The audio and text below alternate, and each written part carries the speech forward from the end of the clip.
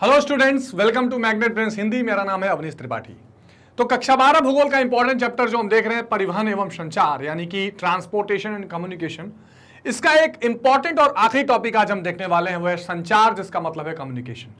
अब देखिए, तृतीय क्रियाकलापों की चर्चा करते करते और इस चैप्टर की भी चर्चा करते हमने लगातार इस बात पर चर्चा किया कि कैसे कम्युनिकेशन और परिवहन यानी कि ट्रांसपोर्टेशन यानी संचार और परिवहन, ये दो ऐसे इंपॉर्टेंट आर्थिक क्रियाएं बन चुकी हैं जो किसी भी देश की अर्थव्यवस्था, व्यापार, वाणिज्य सबके लिए बेहद इंपॉर्टेंट है। कम्युनिकेशन की चर्चा हमने थोड़ी बहुत तृतीय क्रियाकलाप में भी की थी। आज के इस टॉपिक में थोड़ा सा डिटेल और खास करके जो अभी हाल फिलहाल में चल रहे करंट के संचार के माध्यम हैं उनकी चर्चा हम जरूर करेंगे। तो आइए शुरू करते हैं इसी इंपॉर्टेंट इंफॉर्मेशन के साथ आज का इंपॉर्टेंट टॉपिक। लेकिन उससे पहले एक बात ध्यान रखिए कि मैग्नेट ब्रेन्स हिंदी एक ऐसा प्लेटफॉर्म है स्टूडेंट्स, जहां घर बैठे आप कक्षा 6 से 12 तक की सारी शिक्षा बिल्कुल निःशुल्क ले सकते हैं। यानी ऐसी शिक्षा जिसके लिए आपको कहीं पेड सब्सक्रिप्शन लेने की जरूरत नहीं है, कहीं से एक्स्ट्रा इन्वेस्टमेंट करके पढ़ने की जरूरत नहीं है। आप पूरी की पूरी पढ़ाई चाहे किसी स्टेट बोर्ड से कर रहे हो या सीबीएसई बोर्ड से कर रहे हो, निःशुल्क मैग्नेट ब्रेन्स हिंदी पर हिंदी माध्यम में कर सकते हैं। ठीक है, आइए इसी के साथ शुरू करते हैं आज का टॉपिक। अब देखिए, एक चीज आप समझ लीजिए कि संचार का मतलब क्या है। परिवहन में क्या है कि परिवहन में वस्तुओं को, मनुष्यों को एक जगह से दूसरी जगह तक पहुंचाया जा रहा है। संचार में जो सबसे इंपॉर्टेंट चीज होती है वो चीज होती है सूचना। ठीक है, सूचना, या जिसको हम अंग्रेजी में कहते हैं इंफॉर्मेशन। ठीक, दूसरा इसमें एक इंपॉर्टेंट शब्द आपको ध्यान रखना पड़ेगा, वो है संप्रेषण। ठीक, यानी कि भेजना, प्रेषित करना, कम्युनिकेट करना। यानी कुल मिला जुलाकर जो हमारा ये संचार का पूरा ताना बाना है वो सूचनाओं के संप्रेषण पर आधारित है। जिस तरह का भी इंफॉर्मेशन है, आप जानते हैं कि पूरी दुनिया अब एक data economy, knowledge economy, information technology की इकोनॉमी बन चुकी है। तो इंफॉर्मेशन को किस तरीके से आप एक जगह से दूसरी जगह पहुंचाएंगे, यही सारा जो पूरा मेथड है, जो पूरा इसका ऑर्गेनाइज्ड वे में इसको जो देखने की बात आती है उसको हम संचार कहते हैं। अब जाहिर सी बात है, इन संचार के माध्यमों में आप कई चीजों को रख सकते हैं। जैसे अगर आप संचार के माध्यमों की चर्चा करना चाहें तो आप कई एक चीजें ले सकते हैं। ठीक है, जैसे अगर आप संचार के माध्यम लेना चाहें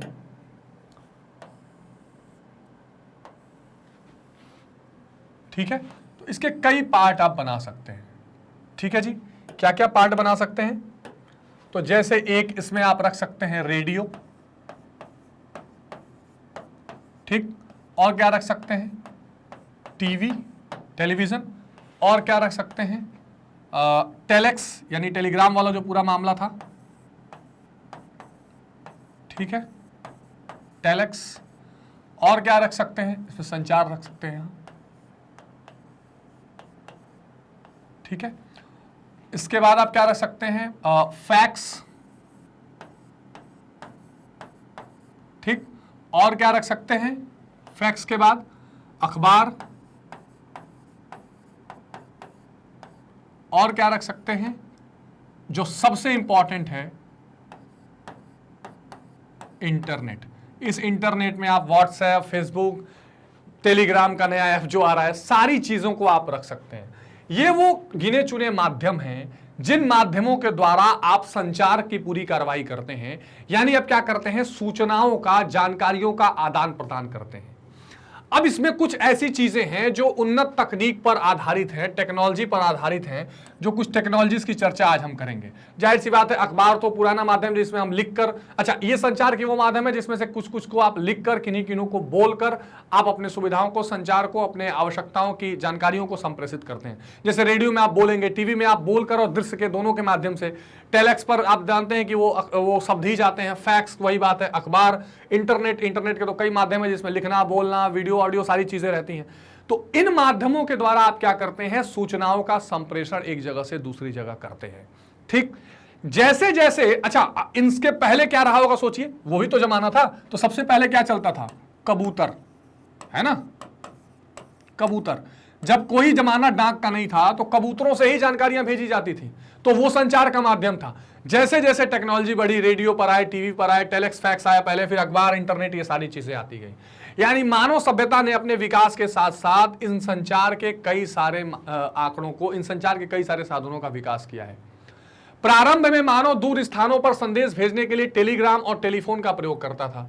आज विकास की अद्भुत गति के कारण पहला प्रमुख परिवेदन ऑप्टिक फाइबर, अच्छा ओएफसी केबल आपने सुना होगा, ऑप्टिक फाइबर केबल, इनका इस्तेमाल होने लग गया है अब, जिससे तांबे के तार वाली प्रणालियों को पीछे छोड़ दिया। इसका परिणाम यह हुआ कि आंकड़ों का तीव्रता से सुरक्षा पूर्वक और त्रुटिहीन संप्रेषण हो गया।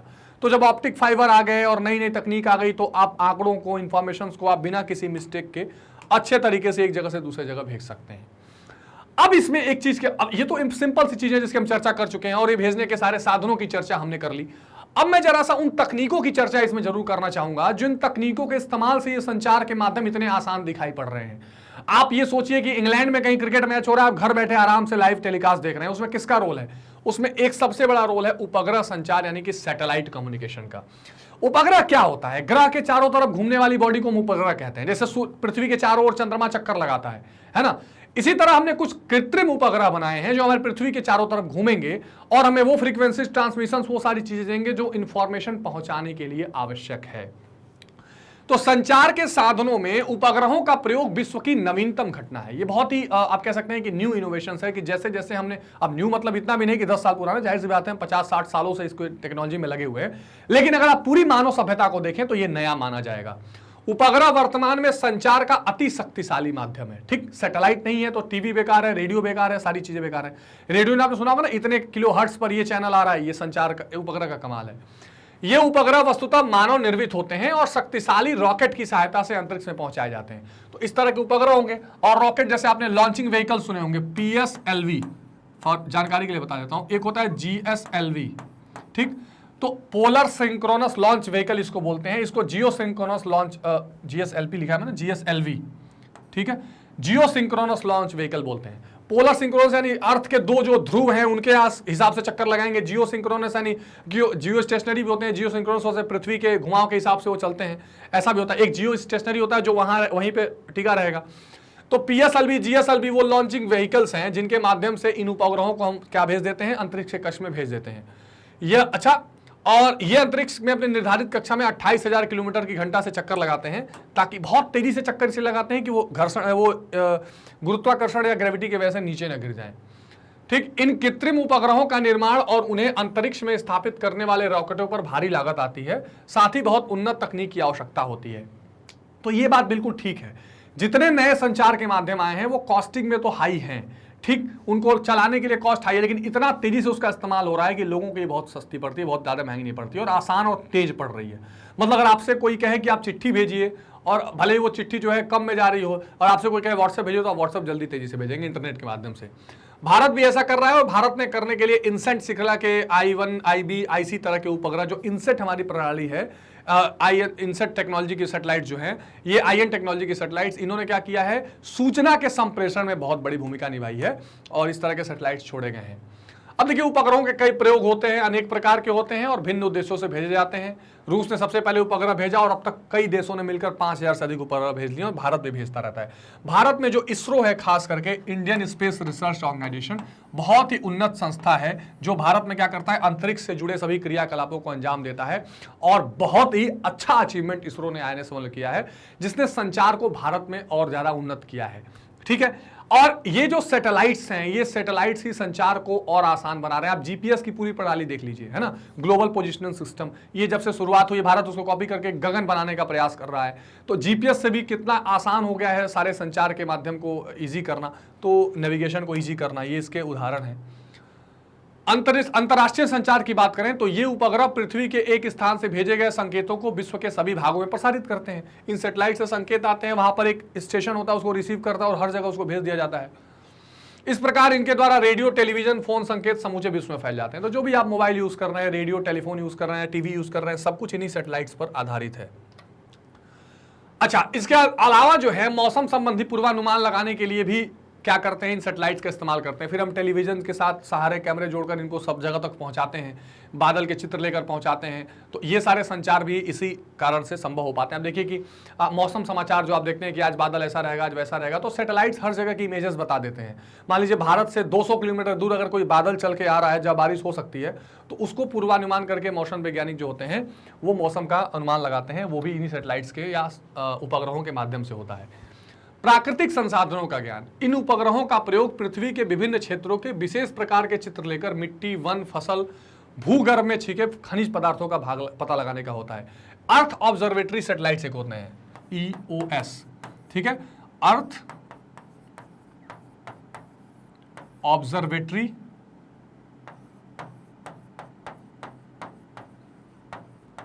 सैटेलाइट्स। ये क्या करते हैं, पृथ्वी के भागों को खोजते हैं, देखते हैं कहाँ खनिज है, कहाँ क्या है, ये सारी चीजें भी ये सैटेलाइट्स निकाल कर बताते हैं। थोड़ा सा मैं उपग्रहों पर फोकस करके आपको बता दे रहा हूँ, जिससे आप इसके कभी उपग्रह के अगर इस्तेमाल आ जाए या विशेषताएं आ जाए तो आप लिख सकें। बाहरी अंतरिक्ष में किस तरह के ग्रह हैं, कैसे वहां का वायुमंडल है, ये सारी चीजें बताने में भी सैटेलाइट्स का बहुत इंपॉर्टेंट रोल है। सैनिक कार्यों में बहुत सहायक। आप देखिए कि जो जीपीएस की पूरी प्रणाली है वो सैनिक कारणों के कारण ही आई। अमेरिका के सैन्य संगठनों ने इस्तेमाल किया, आज पूरा इस्तेमाल कर रहे हैं। तो आप कभी कभी देखिए कि हमारे दुश्मन इलाके में कहाँ क्या गतिविधि चल रही है, कहाँ कौन से गांव बसाए जा रहे हैं, इन चीज़ों का पूर्वानुमान लगाने के लिए भी ये सैटेलाइट्स का इस्तेमाल किया जाता है।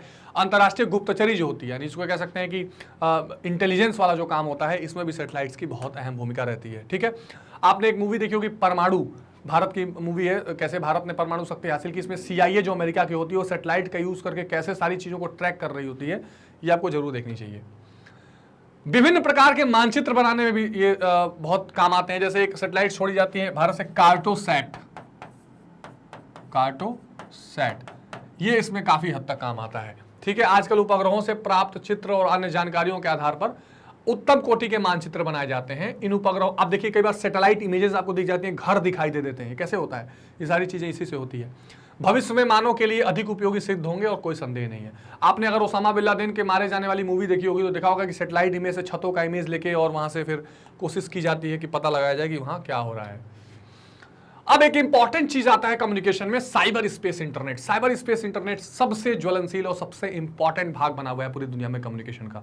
खास करके जो www है, इसने पूरी दुनिया को क्या कर दिया है, एक गोल डब्बे में बंद कर दिया है। आप घर बैठे कहीं से भी आप कहीं बैठे हो और डायल www.magnetbrains.com, वहां पर जाकर आप पूरे सिलेबस को आराम से क्रमवाइज तरीके से पढ़ सकते हैं बिना कहीं भटके। इसी तरह सारे के सारे जो वेबसाइट्स हैं, उन वेबसाइट्स की जानकारियां, सारी चीजें www इंटरनेट से बनी हुई हैं। इसमें कंप्यूटर पर सूचनाओं के प्रेषण, यहां से कंप्यूटर पर कम्युनिकेशन कर दिया जाता है।